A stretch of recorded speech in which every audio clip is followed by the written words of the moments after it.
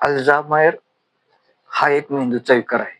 या आजाराची प्रमुख लक्षणे कुठली असतील तर एक, पूर्वी शांत असणारा स्वभाव व मध्ये बदल होऊन चिडचिडपणा वाढतो आणि कुठलेही कारण नसताना कशाचीही भीती वाटते. 2, निर्णय घेण्याची क्षमता कमी होते. पहिल्यापेक्षा निर्णय घेण्याची क्षमता कमी होते. 3, बोलत असताना एखादा शब्द आठवत नाही किंवा सुचत नाही. गोंधळसारखे वाटते बघा, गोंधळल्यासारखे वाटते.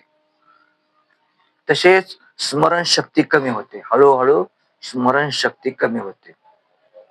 तेव्हा अल्झायमर हा मेंदूच्या विकाराची प्रमुख लक्षणे 4 आहेत. पूर्णविराम घेतो. एक सबस्क्राईब करा आणि नवीन असाल तर बेल आयकॉनला टच करा. धन्यवाद.